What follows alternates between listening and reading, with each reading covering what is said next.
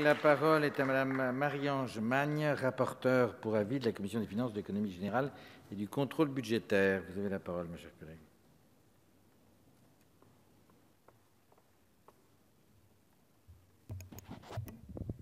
Monsieur le Président, Monsieur le Ministre, Monsieur le Président de la Commission des Affaires culturelles et de l'Éducation, Monsieur le Président de la Commission des finances, Madame la rapporteure, chers collègues.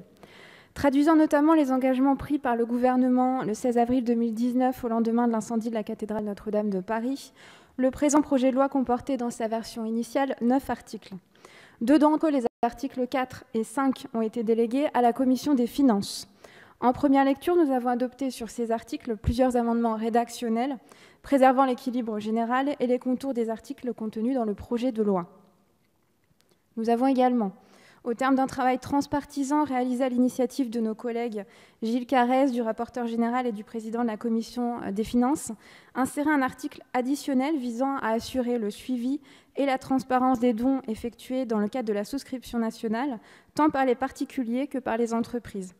L'article 5 bis, dont le principe et l'économie générale ont été validés par le Sénat, doit permettre au Parlement de disposer d'une information précise sur les montants des dons effectués dans le cadre de la souscription nationale qui auront donné lieu au bénéfice des dispositifs de réduction d'impôts existants.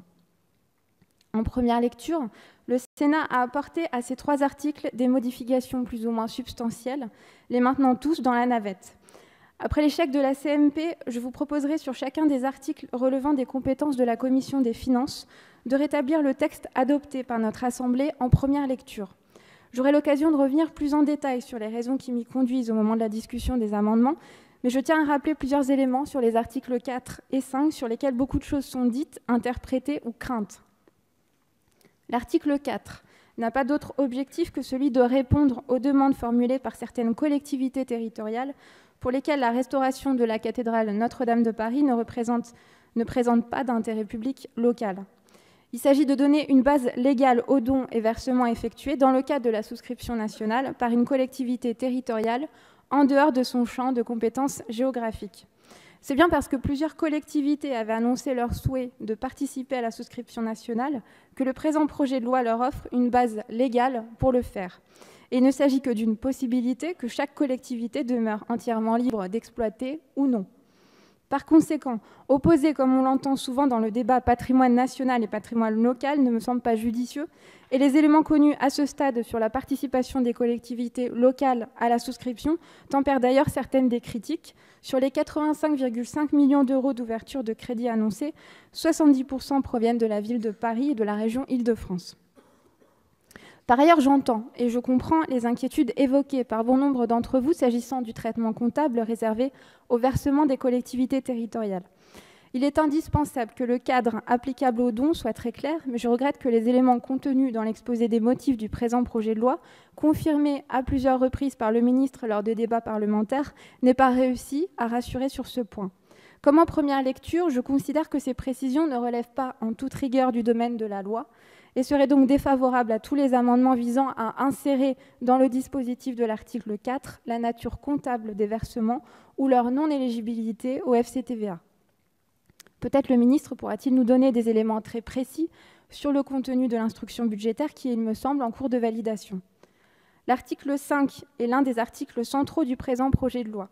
Avec l'instauration d'une souscription nationale, la majoration exceptionnelle et temporaire du taux de la réduction d'impôt au titre des dons des particuliers constituent les 2 annonces faites le 16 avril au lendemain de l'incendie.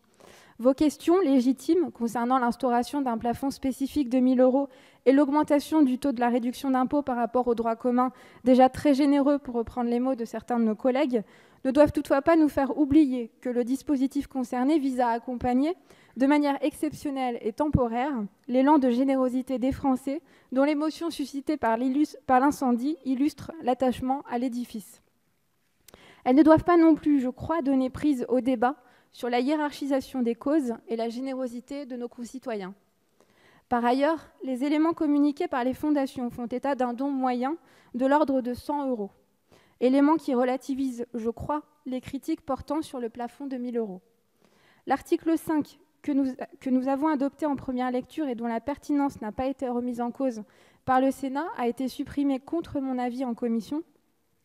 Par cohérence avec la position exprimée par notre Assemblée il y a 2 mois et au nom de la confiance légitime, je proposerai de rétablir l'article 5 dans sa rédaction issue de nos travaux en première lecture, moyennant une légère modification d'ordre rédactionnel.